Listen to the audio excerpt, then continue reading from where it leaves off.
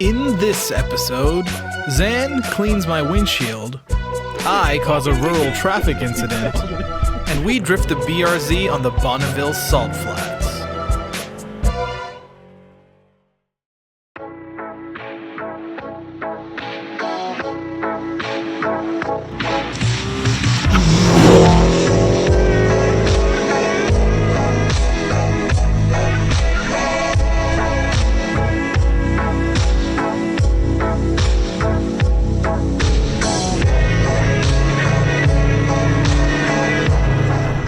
Two guys driving.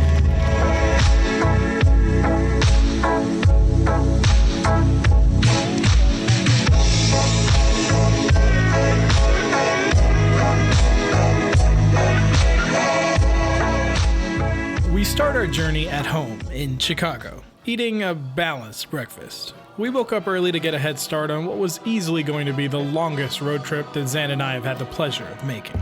2,200 miles from the Windy City to sunny San Francisco. That's 32 plus hours of bumpy, droney, rattly bliss in my BRZ.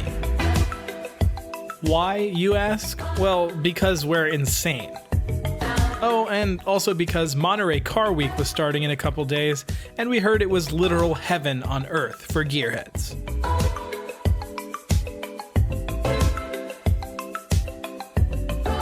Anyways, we would be going through 7 US states to get there. Iowa, Nebraska, Wyoming, Utah, Nevada, and finally, California. As you can imagine, Iowa and Nebraska were full of the most amazing nothing. Seriously, there's nothing there, just mile after mile of boring farmland and the occasional windmill. In our bewilderment of our newfound surroundings, we forgot the car needed gas to run, so we quickly pulled off the highway to the nearest gas station to fill up. Unfortunately, we weren't really ready for what we were about to see. Dude, what is this? 91? I don't even understand. Where are we? Oh, no ethanol? I like ethanol. Alright, so I'm putting in 8 gallons of this disgusting 91. And then there's an E85 pump over there. And then we're going to just fill the rest with E85. And we should get to about a hunky-dory, roughly 93 blend. What do you think about that, Zain? 93? Yeah, it might be a 95, roughly, somewhere around there.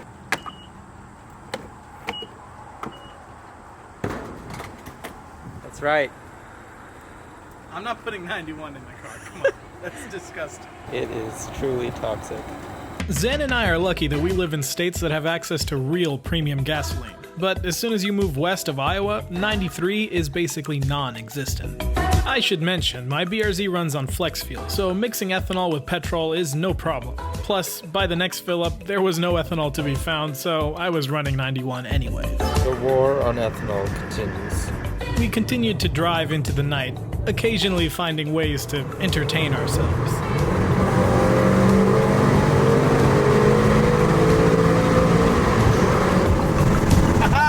Eventually reaching a small town in Wyoming called Little America. It was a town with a gas station, a diner, and a hotel. Not exactly bustling, but it gave Zain and I a place to take a load off for the night in preparation for the second leg of the journey tomorrow.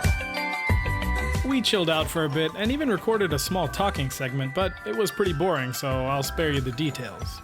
Basically, I blabbed on endlessly about everything I've just told you in voiceover, while Zain ate a sandwich, a slice of pizza, another slice of pizza, and then complained that he was hungry. So, business as usual. After that, we hit the hay to get some rest for tomorrow's adventures.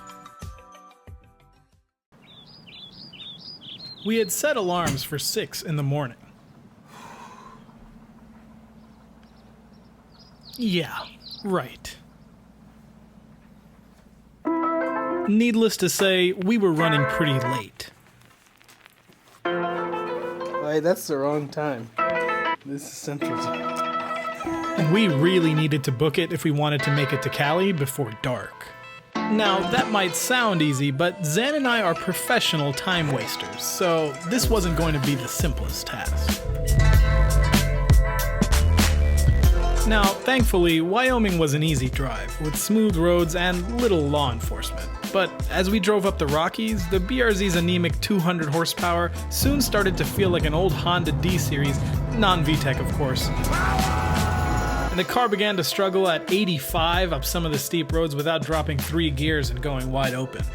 Needless to say, downhill sections were a blessing. But despite the power struggle, as we crossed into Utah, we couldn't help but be in awe of the beauty of the landscape. Motivated by this beauty, we decided to pull off the highway to explore some of the back roads of rural Utah. And by explore, I mean whom.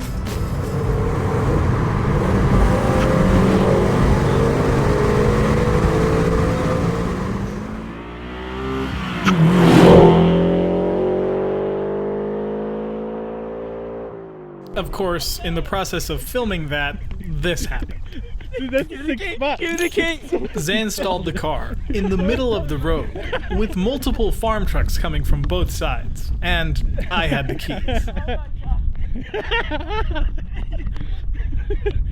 I hate this clutch. I was like, why isn't it starting? Oh no, don't have the keys. Having successfully avoided confrontation with the Utah Farmers Union, we got back on the road, heading west. Now, we had successfully wasted an hour in the middle of nowhere, so we were now even more behind schedule. Nevertheless, we barreled towards Salt Lake City to meet up with an old friend and get some quick grub. We met at the coolest public library I've ever seen, the Salt Lake Library, which not only was an architectural gem, but also overlooked the entire city. This being our first time in Salt Lake, we came away really impressed with how gorgeous a city in the middle of nowhere could be.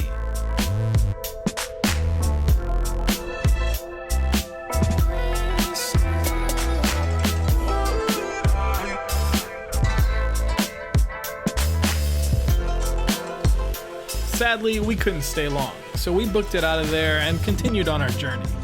This time, Zain and I promised to each other no more stops. At this rate, we'd be getting to California well into the night, and we had to be up early the next morning to film in Monterey. Yo, dude. I think Jake Paul owns this gas station. Hey man, I buy some merch. That's a joke, in case you're wondering. Of course, not more than an hour later, we spotted something that would very quickly break that promise.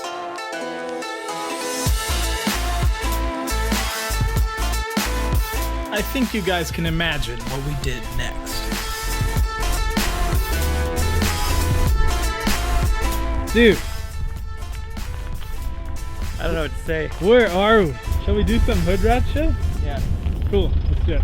I guess we can probably do like a top speed run and then maybe do some drifting or something. Yeah. I guess it's all legal too. It seems to be completely unrestricted. There's no real regulation. Yeah, so I guess, yeah, let's do it. We quickly realized that top speed runs in a BRZ were super boring, so we jumped into the 86 platform's forte, drifting.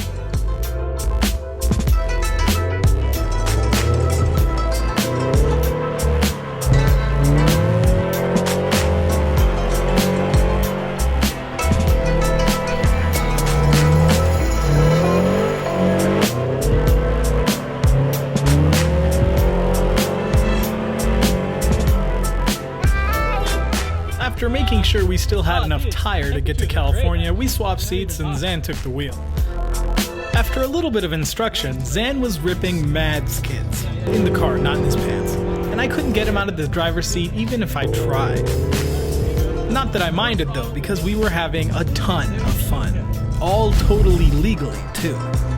So much fun in fact, that 1 hour passed. Then 2, and then a third, before we realized that we had completely destroyed any chance of us getting to the Bay Area before midnight. Cool. All right, let's At this rate, we were looking at 2, maybe 3 hours of sleep before having to head to Monterey in the morning. So Zain and I knew that we were going to have to buckle down and make up as much ground as possible. We were so behind schedule at this point that even we were surprised at how irresponsible we were. We had no choice but to absolutely destroy the next 500 miles, while staying under the speed limit, of course. With the sun quickly setting, we booked it through Utah.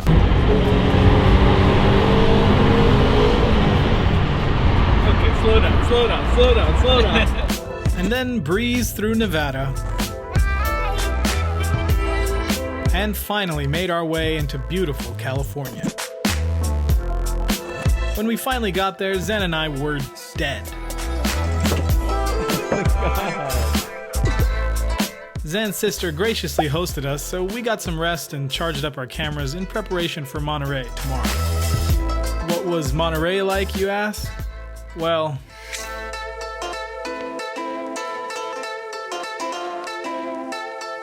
but that's for the next episode.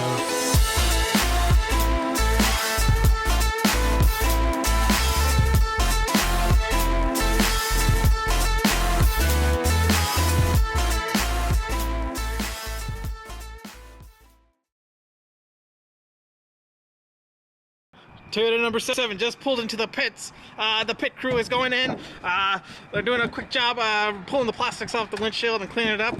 It's pretty good. Somebody should be changing the tires, but they're not. But the windshield guy's doing a damn good job.